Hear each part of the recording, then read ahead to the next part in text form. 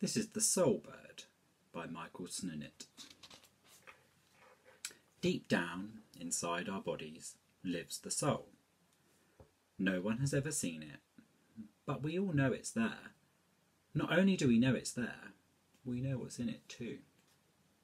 Inside the soul, right in the very middle of it, there is a bird standing on one foot. This is the soul bird. It feels everything we feel. When someone hurts our feelings, the soul bird runs around and around in pain. When someone loves us, it hops and skips up and down, backwards and forwards. When someone calls our name, it listens carefully to hear what kind of a call it is.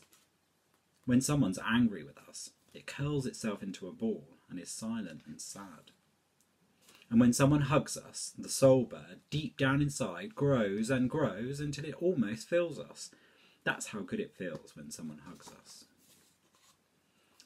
Deep down inside lives the soul.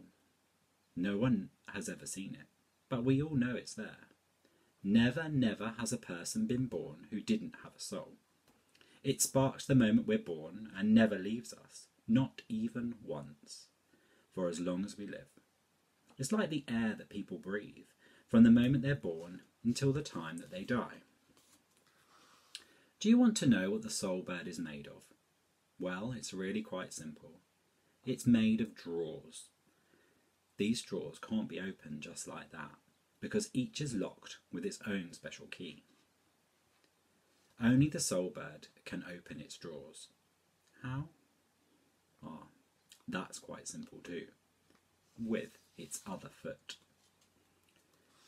The soul bird stands on one foot, and with its other foot tucked under its wing when it's resting, it turns the key to the drawer it wants to open, pulls the handle, and lets everything inside it out.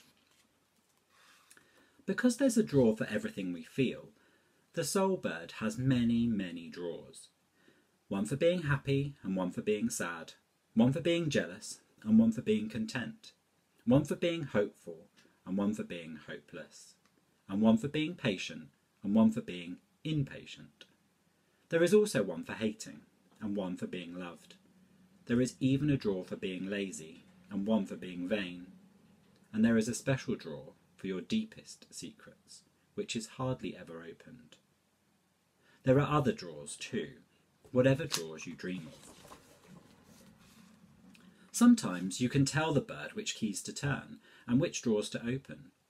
Sometimes the bird will choose especially for you, like when you want to be silent, and order the soul bird to open the silence drawer.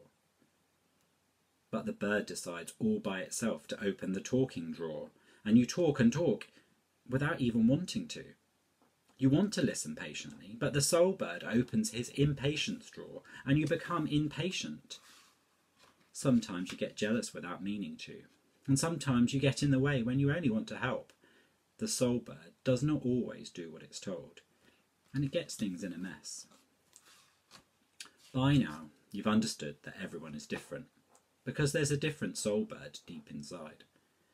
The bird which opens the happiness drawer each day pours happiness into your body, and you will be happy. But if the bird opens the anger drawer, he will be angry until the bird closes the drawer behind him. A bird who feels bad will open up the drawers which make you feel bad. A bird who feels good will open up the drawers which make you feel good. Most important is to listen to the soul bird, because sometimes it calls us and we don't hear it. This is a shame. It wants to tell us about ourselves. It wants to tell us about the feelings that are locked up inside its drawers. Some of us hear it all the time. Some almost never. And some of us hear it only once in a lifetime.